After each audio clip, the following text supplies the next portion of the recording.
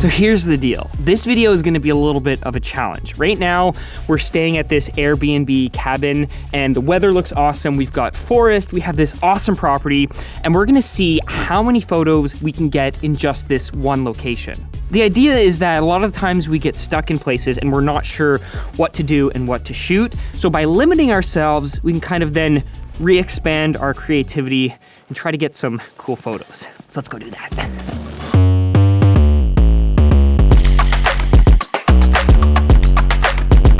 Holy cow, that breakfast was amazing. I absolutely am so stuffed. We made a secret sauce that was combining, what was in it? There was whiskey. Sugar, whiskey. Rich used his like secret chef skills to come up with some secret sauce. But then after we found maple syrup.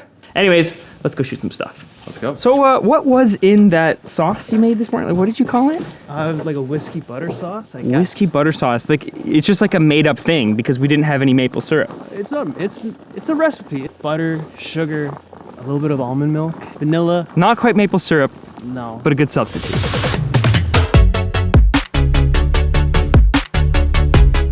You're up to your knees, eh? Yeah. What happened? Yeah, a little bit. Oh shoot! Is that supposed to do that? It's busted. Oh, check out that natural mist filter. I slipped down this You thing. slipped down there? Yeah. Coming up, where are we? Holy cow. There's Will. Filming a tube video. We found a photo spot. Let's go get it.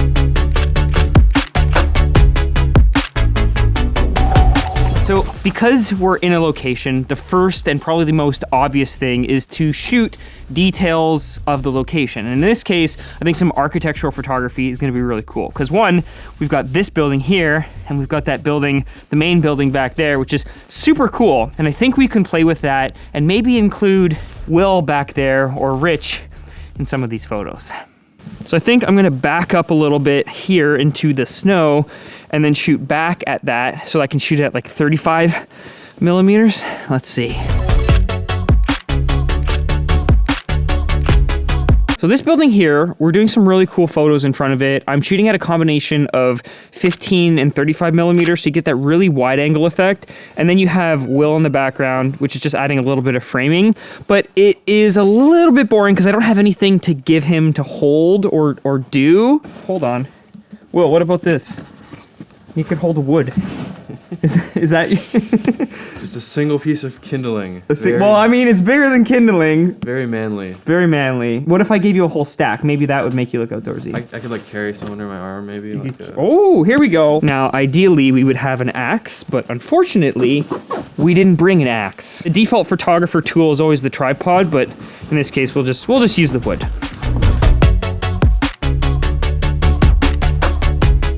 Okay, your inspiration. Yeah. You walk out to the edge of the deck and you're holding the wood. Yeah, that's it. Have you seen that guy on TikTok who's like, he splits the logs? Yeah. And he's like really manly, Yeah. and like he does like chains and axes and big chunky logs. Yeah. That's you. That's me right now. That's the energy I'm channeling. Yeah. You know those TikToks where it's like they do product videos and they're like, I would buy dirt from you. Yeah. And then they make like a TikTok making a commercial about dirt. Yeah. I think we can do that with this piece of wood. We would buy wood from you. Buying this, not wood, just this specific piece of wood. I don't know. This right here looks pretty good. Like if this was an ad for shoes, Yeah. I'd buy them. Buy some Timberlands. Can you get the logo in there? Yeah, let's get it. Oh wait, no, not sponsored.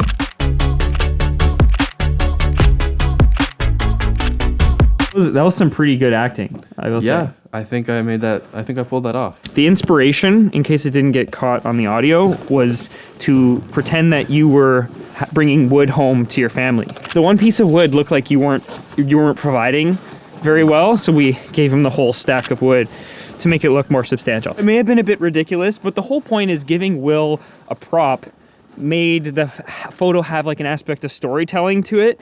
And so whether it was a piece of wood or an axe or something, it really just pulls something into the story of the photo, so it's a little bit more exciting. This is why when you're a photographer, you use cameras and tripods and lenses as your props, because it's more natural. How's that wood gathering going for your family? Oh, it's great. They're nice and warm. Where's your axe? I left it in my other Pants. So conveniently, right behind the cottage is this trail. And one thing you can do with that is do a bunch of like leading line shots. So maybe you have, I don't know, like a tree line in your backyard or a path. That's a really good opportunity to set up a subject, or even just take the photo as is and use something like a telephoto lens to create a little bit of compression. Oh, look at that. There's a trail leading off into the forest. So you'll notice with this photo of Will, I shot it horizontally and then had him stand on the right-hand thirds of the photo, which just is a composition rule. So you could put him in the middle, you could center frame him, but because I have him on one side and because of the way his body is, where he's looking one way, it just helps bring the whole composition together. Rule of thirds, golden ratio. What's another one? Is there like diagonals? Actually, if you open up your photos in Lightroom and you use the crop tool and you hit, I can't remember what key it is. It's this key right here. I'll put it in the text. You can basically have a grid overlay and you have all these grids that allow you to crop and compose your photo in different ways. So think about that when you're taking your photos. Yeah, there you go. So Rich found something cool. We're on this path, which I just showed you, but then he stepped off the path and he has the tree and he's using it as foreground. And then he's shooting the two of us down the trail. So if you remember from some of my old videos where I talked about creating a foreground, a background, and a midground, I'll link that video up here. Basically, he has the foreground, which is the tree. Will and I are kind of standing as the subject in the midground, and then you have leading lines and this background, which just allows you to have layers and depth inside your photo. Look how deep Rich is in the snow right now. Rich has gone full in to the snow up to his knees. I'm probably like 2.5 feet deep. I guess even more. I think Rich and I are both like super short. We'll take a step in the snow and see how deep it is. So now we switched. They're gonna go be in the photo and I get to stand in the snow. It's up past my knees. Look at that. So this is the photo spot. This is what it looks like to take the photo. We have the foreground, which is the tree. We have the midground and our subject, which is those guys. And then you've got the background over there just to kind of even out the photo.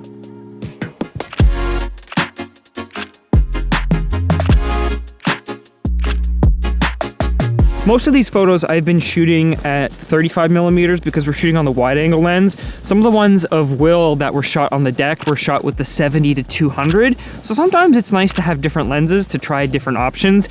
You were shooting those. I only shoot with the 135 and 24 mil every once in a while, but yeah, just those two lenses only. So 135 is kind of equivalent to the 70 to 200 because Rich can get a lot of compression on his camera. One thing that the 35 is not as good at that you could get with like a 135 is the ability to get more details. One of the things that often gets left out when you're doing a photo set are detail shots. So you can see most of the photos we've done have been super wide. So you have those establishing shots, but then you kind of got to slow down and think, like, what can I shoot? One, I can probably shoot the trees. I can probably shoot details of the cabin and some things more like that that will just round out your set and give it a little bit more diversity. I guess you could call it variety. We'll call it variety.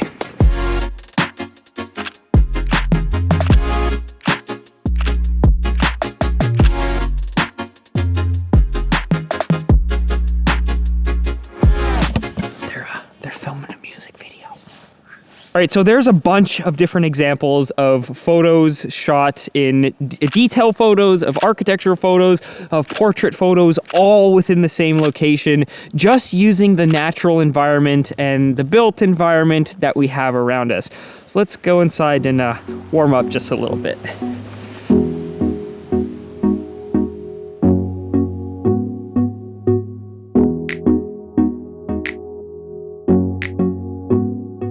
One more thing to consider if you're shooting photos all in one location is to shoot at different times of day. Like right now, I guess it's blue hour because the sun's gone down, but it's a little bit darker because it's overcast. But this cottage and the cottage over there and the lights and the fire just like goes so good together. Look at that. Look how cinematic that looks. Cinematic. Oh my gosh, it's like so perfect right now. Like I can't even explain it to you. And if you ever needed any proof of whether or not that was a good photo, just see all the photographers shooting this photo moment. It's perfect.